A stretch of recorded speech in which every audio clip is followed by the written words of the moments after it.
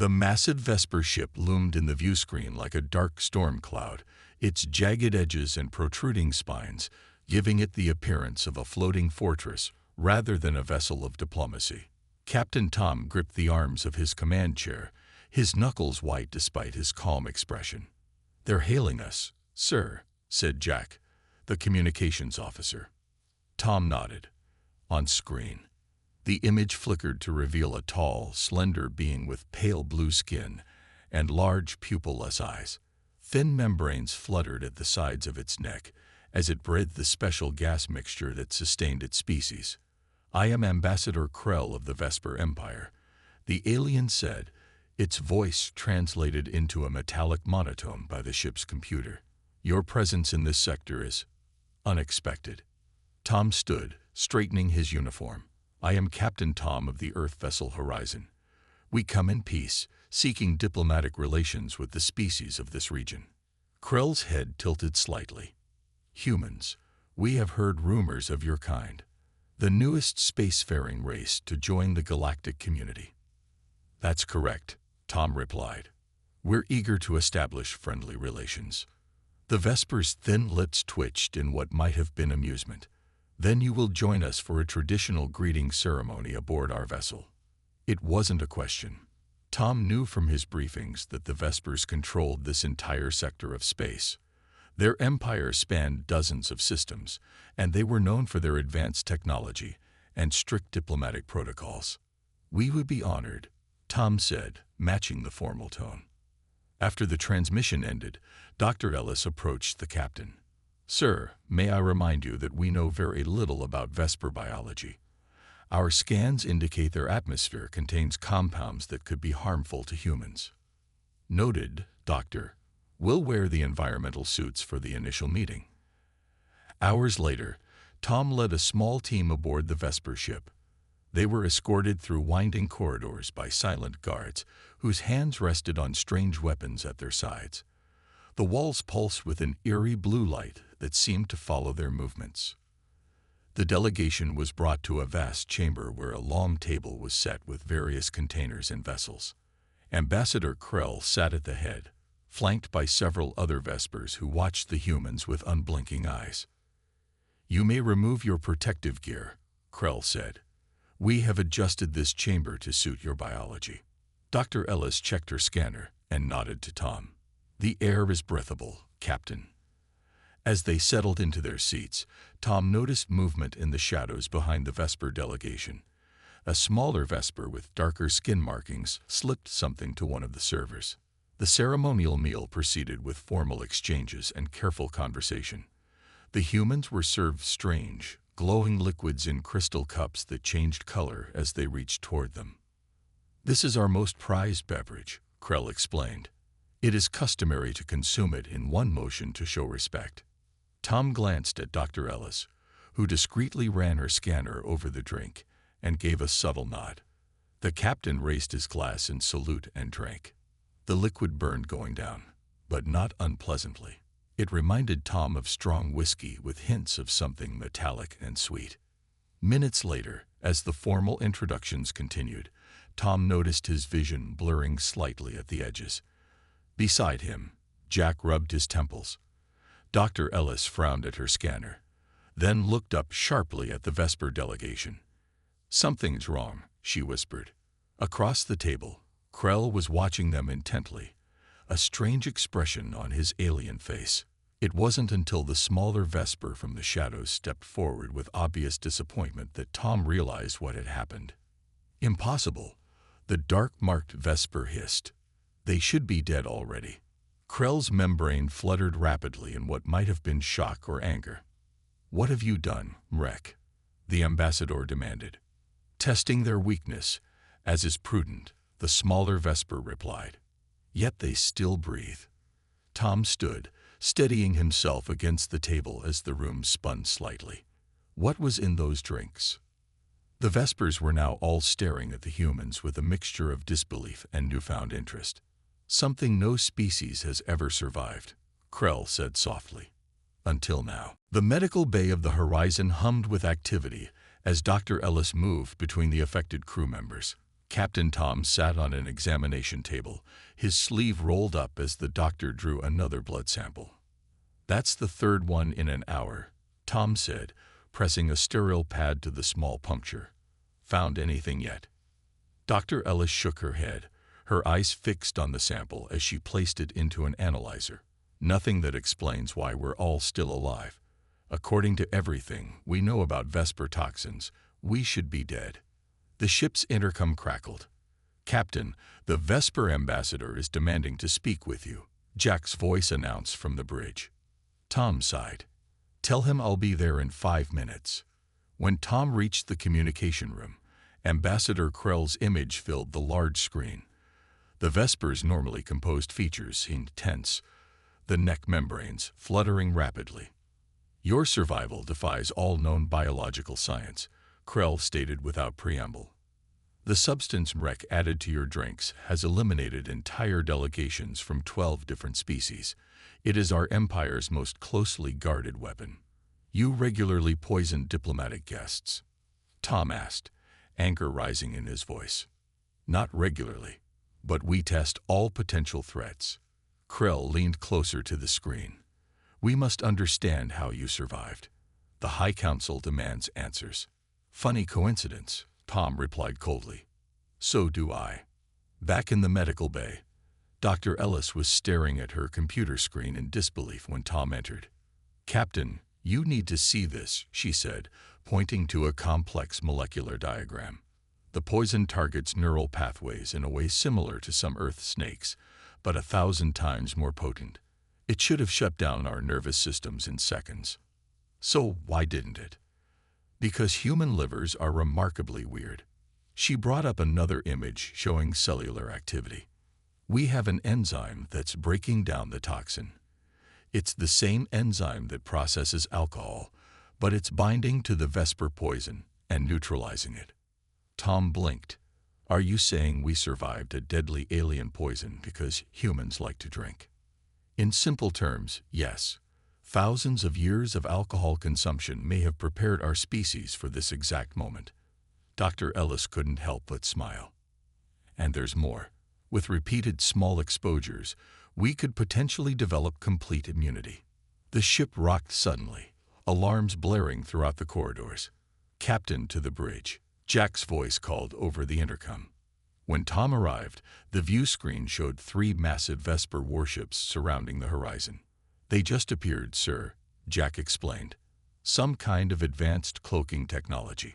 The communication console chimed, and Krell's face appeared once more. "You will submit to biological study," the ambassador stated. "The High Council has declared it so." Tom stepped forward. "And if we refuse, then your ship will be disabled, and you will be taken by force. Your resistance to our poison makes your species a potential threat to the entire Vesper Empire." As the tension mounted, Dr. Ellis rushed onto the bridge, clutching a data pad. "Captain, I have an idea," she said quietly, showing him her findings. "The Vespers have subjugated dozens of worlds using fear of their toxins. If we share what I've discovered, it could change the balance of power in this entire sector." Tom studied the information, then looked up at Krell's waiting image on the screen. "Ambassador, we have a counter-proposal," he said. "We've discovered why we survived, and we're willing to share that information, not just with you, but with every species in this sector." For the first time, Tom saw something that looked like fear in the Vesper's large eyes. "You wouldn't dare," Krell whispered. "Unless," Tom continued, "the High Council agrees to immediate peace talks. The age of Vesper dominance through poison is about to end, one way or another." News spread through the galaxy like wildfire.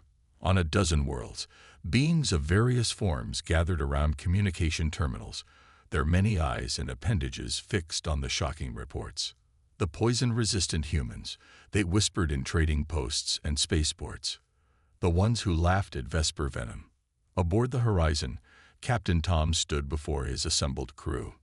Their ship now floated in neutral space, surrounded by not just Vesper vessels, but also ships from 3 other species who had arrived to witness this unprecedented standoff. The situation has changed, Tom explained, his voice steady despite the dark circles under his eyes. What began as a diplomatic mission has turned into something much larger. Dr. Ellis stepped forward, displaying a galactic map on the main screen. Several sectors glowed red. These are all the territories currently under Vesper control, she said. Their entire empire is built on fear of their poison. Most species surrendered without a fight once they saw what happened to those who resisted. Jack spoke up from his station. But now everyone knows humans can survive it. Not just survive, Dr. Ellis corrected. With the treatment I've developed, we could potentially make other species resistant too. The crew exchanged glances, understanding the gravity of their position. On the Vesper command ship, a very different meeting was taking place. Ambassador Krell stood before the projected images of the High Council, their elongated forms shimmering in the dim light. "This is catastrophic," declared Council Leader Dren, the eldest of the Vespers. "If the humans share their immunity with others, our control will crumble." Another counselor, his skin markings indicating military rank, leaned forward. "We should destroy them now, before the knowledge spreads further." "Too late," said a third voice, belonging to the science minister. "Our spies report that human diplomatic vessels have already contacted the Mendari Alliance and the Fallen Republic." Krell's neck membranes fluttered anxiously. "There are factions among us who see another path. The humans possess remarkable biological adaptability. An alliance with them could bring new strengths to our empire." "Alliance," the military counselor scoffed, "with a species that threatens our very foundation. Better than facing the vengeance of a dozen worlds once they no longer fear our poison," Krell replied. Back on the horizon, a transmission came through from an unexpected source. The screen showed a reptilian being with iridescent scales and 4 eyes.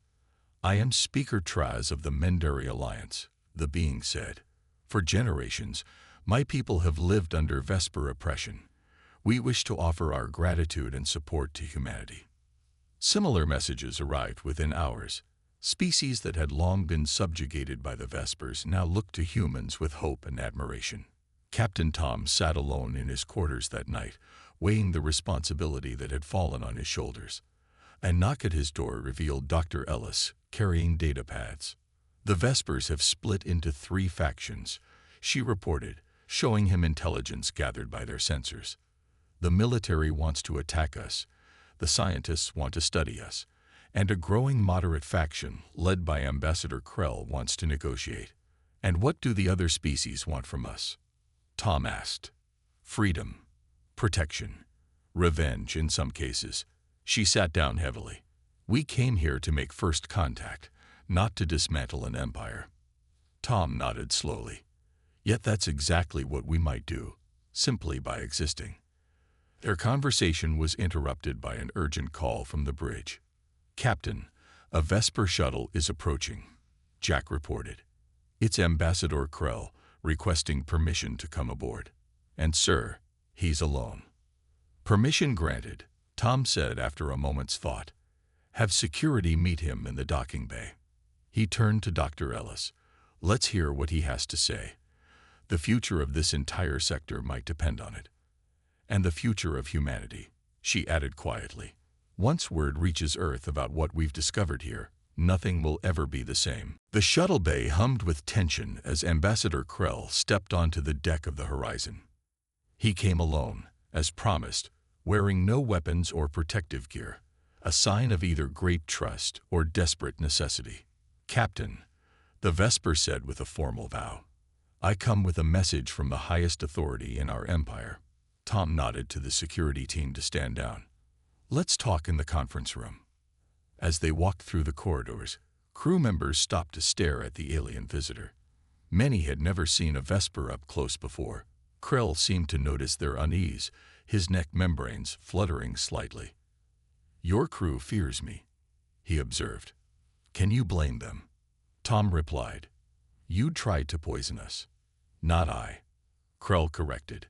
"But yes, my people did. It is our way." In the conference room, Dr. Ellis and Jack were waiting. The view screen on the wall displayed a tactical map of the surrounding space, where ships from various species continued to gather. "Speak your message, Ambassador," Tom said once they were seated. Krell placed a small device on the table. It projected the image of a regal vesper adorned with elaborate markings and ceremonial armor. "I am Lord Vex, Emperor of the Vesper Dominion," the projection announced. "The survival of humans against our poison has created an unprecedented situation. Therefore, I propose a solution rooted in our oldest traditions." The Emperor's image was replaced by scenes of what appeared to be a ceremonial arena. "A challenge," Lord Vex continued. "One human will face our most potent toxin, 10 times stronger than what you have already survived. If the human lives, we will form an alliance and recognize your species as equals. If they fail, humans must surrender the biological secrets that allowed you to resist our poison." The message ended, and Krell looked expectantly at the humans. "This is ridiculous," Jack exclaimed. "Nobody could survive a dose that strong." Dr. Ellis was already running calculations on her datapad. "Based on what we know about the previous poison, a dose 10 times stronger would overwhelm even our natural resistances." She looked up grimly. "It would be suicide." Tom studied Ambassador Krell's face. "Why is the Emperor really doing this? He must know we can't possibly accept." Krell's voice lowered. "He expects you to refuse. Then he can justify a full military response while claiming he offered a peaceful solution first. And if we somehow did survive?" Tom pressed.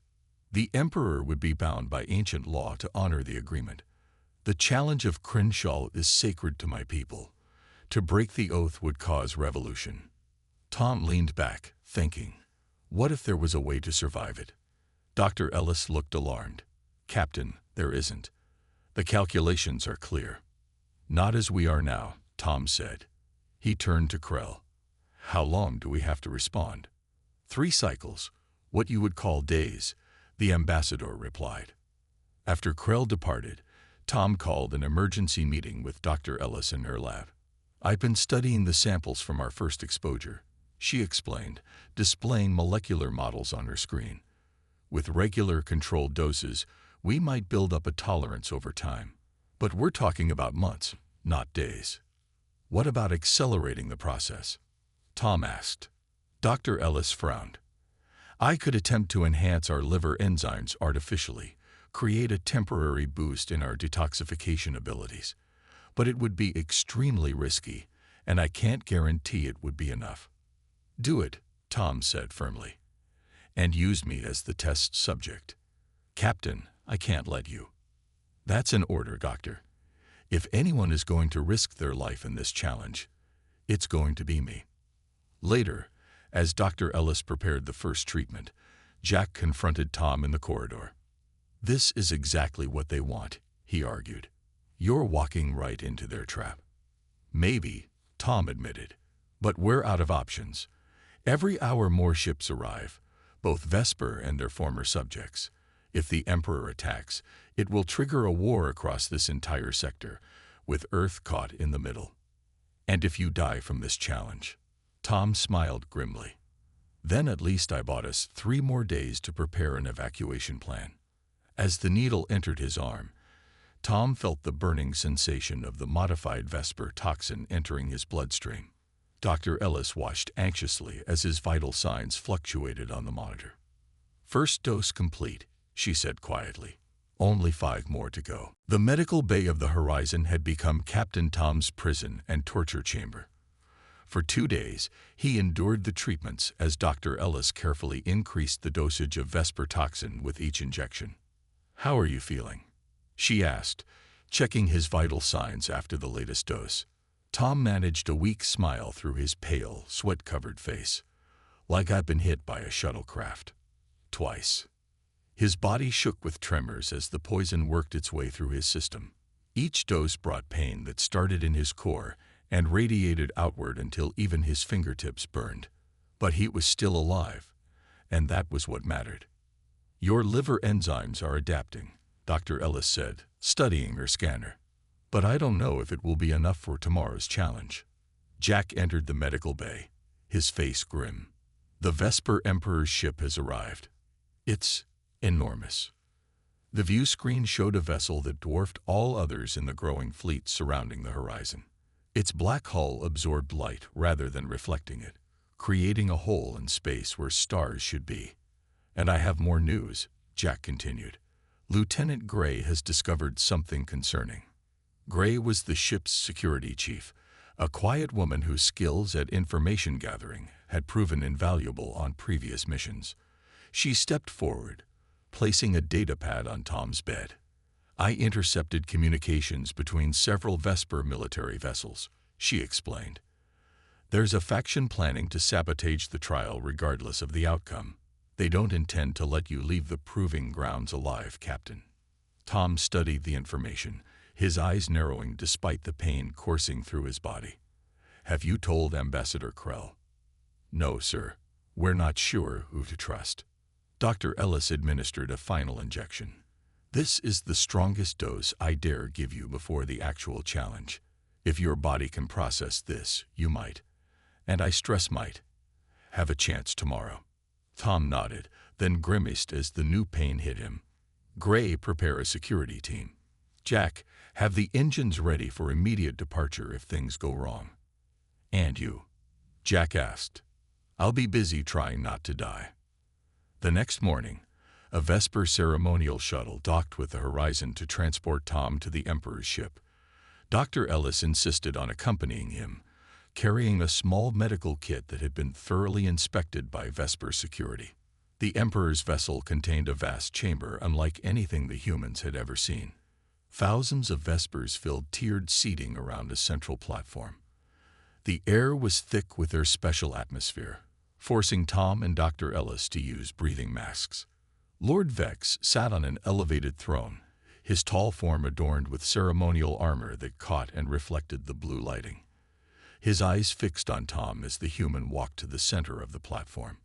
"Captain Tom of Earth," the Emperor's voice boomed through the chamber. "You faced the challenge of Crenshaw. Do you understand that no being has ever survived what you are about to endure?"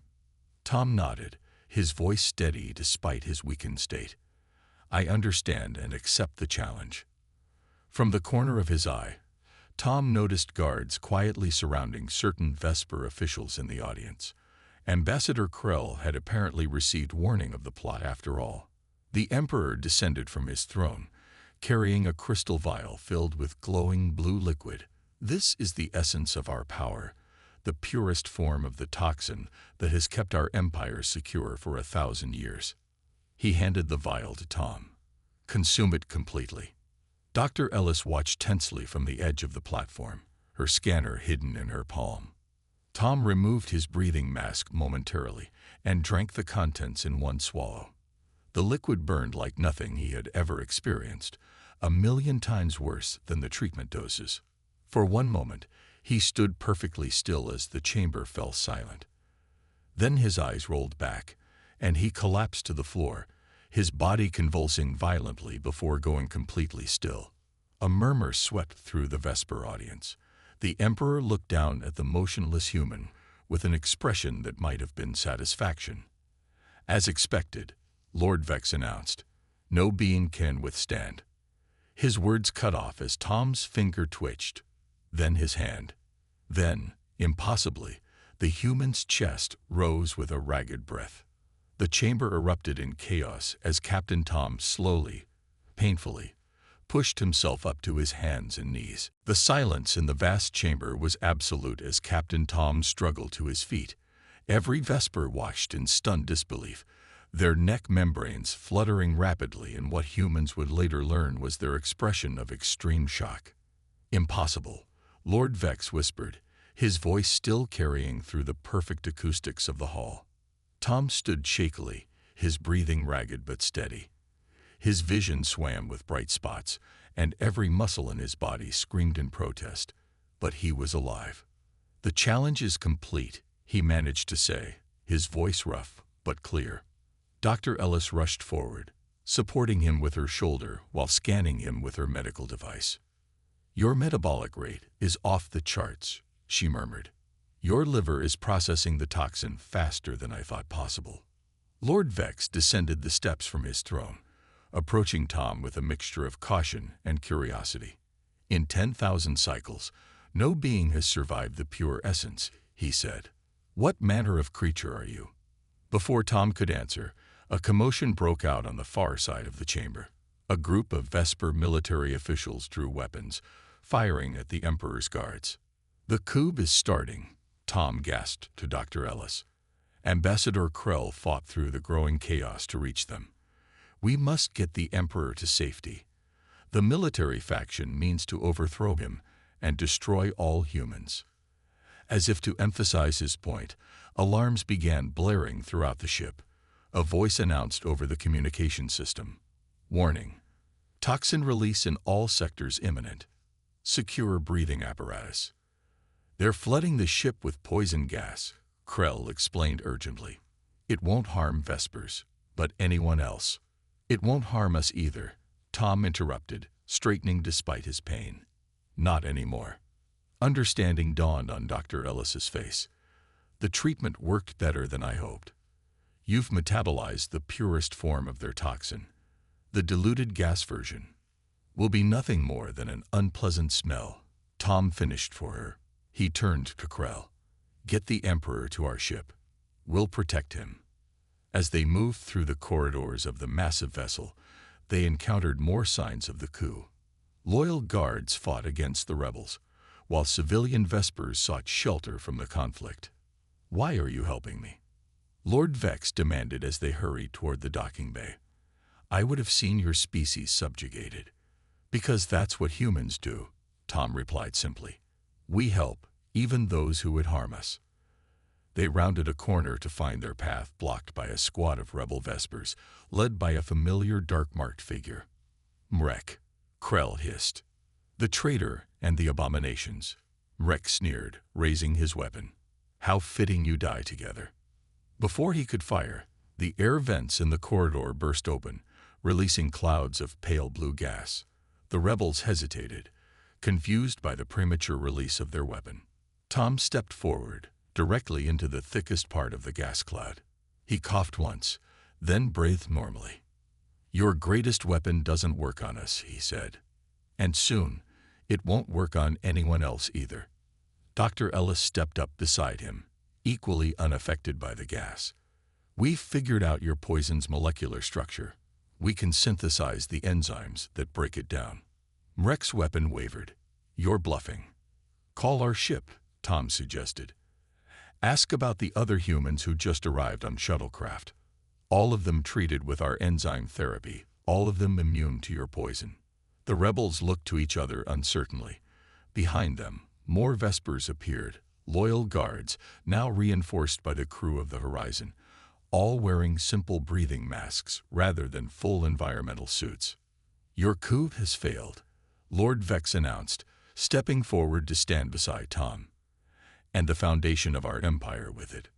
Jack approached, leading the human security team. The ship is secure, Captain. Most of the rebels surrendered as soon as they saw us walking through their poison unharmed.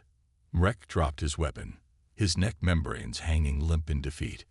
Later, in the Emperor's private chamber, Lord Vex studied the data Dr. Ellis presented on her medical scanner. You possess not just one adaptation, but multiple defenses, he said with grudging admiration. Your kind evolved on a world full of toxins, didn't you? Tom nodded. Earth is filled with plants and animals that produce poisons. Over thousands of years, our bodies developed ways to handle them. And you can extend this immunity to others. Dr. Ellis nodded. The treatment is already being synthesized aboard our ship. Lord Vex's gaze moved between the two humans, his ancient eyes seeing the end of one era and the beginning of another. Then everything changes, he said softly. Everything. 1 month after the failed coup, the Great Hall of the Vesper Imperial Palace hosted a gathering unlike any in its long history. Representatives from 23 species stood alongside Vespers, their former oppressors, as equals. Captain Tom, still thinner than before his ordeal but standing tall in his formal uniform, watched as Lord Vex and the leaders of the formerly subjugated worlds signed the Treaty of New Beginnings. Never thought I'd see this day, Jack murmured beside him. The entire power structure of this sector transformed because we humans can handle our drinks. Tom smiled. Dr. Ellis says it's more complicated than that, but I like your version better. Across the room, Dr. Ellis was deep in conversation with Vesper scientists and medical experts from various worlds. Holographic displays showed the molecular structure of the Vesper toxin alongside the human enzymes that neutralized it. The treatment is working on 93% of tested species, she explained to the group. For the remaining 7%, we're developing alternative approaches. Ambassador Krell approached Tom, his formal robes replaced by the simpler garments of the new Vesper government. Your ships continue to arrive, he noted. The 4th human vessel docked this morning. Tom nodded. Earth is taking this opportunity seriously. There's much we can learn from each other. And much we must answer for, Krell added solemnly. Many worlds suffered under our poison-backed rule. Yet none seek revenge, Tom observed. Why is that? Because your species showed another way, Krell said. When you could have used our weakness to destroy us, you chose to help instead. It was not expected. The great doors opened to admit a procession of beings from a world called Nex, their crystalline bodies catching the light as they moved. They had been among the first to receive the immunity treatment, after centuries of particularly harsh Vesper control. They still don't entirely trust us, Krell admitted, but they're willing to try peace. Trust takes time, Tom replied. Longer than a month. Lord Vex completed the signing ceremony and raised his hands for silence. The diverse gathering turned toward the Vesper Emperor, many still marveling at being in his presence without fear. For too long, the Vesper Empire was built on a single strength that became our greatest weakness, he announced, his voice carrying to every corner. We believed our poison made us superior, when in fact it made us complacent. He gestured toward the human delegation. It took strangers from beyond our known space to show us a better path, one where biological uniqueness becomes a source of cooperation rather than domination. Tom felt a gentle touch on his arm and turned to find Lieutenant Gray. Message from the horizon, sir, she said quietly. The first shipment of medical supplies from Earth has arrived, along with the scientific team to help establish the research center. The research center had been Tom's idea, a place where the beneficial properties of Vesper toxins could be studied and harnessed. Already, preliminary tests showed promising applications for treating nervous system disorders in humans and other species. As the formal ceremony concluded, Tom found himself standing at one of the palace's vast viewports, looking out over the Vesper capital city. Its spired buildings glowed blue against the purple sky of dusk. Dr. Ellis joined him, datapad still in hand. The Emperor has approved our proposal, she said. The joint research facility will be established on neutral territory, with equal access for all species, and the toxin formula, to be shared under strict medical protocols, she confirmed. No more weapons, only medicines. Tom nodded, satisfied. A good beginning. Below them in the city, lights were coming on as night approached, not just in the grand buildings of the Vesper elite, but in new areas where other species now lived and worked freely. You know, Dr. Ellis said thoughtfully, when we set out on this mission, we were just looking to make first contact with new civilizations. Instead, we changed the course of an entire sector of space, Tom finished. All because humans are remarkably good at not dying from things that should kill us, she added with a small smile. As they watched, a group of children, some Vesper, some from other worlds, ran playing through a courtyard below, together, without fear.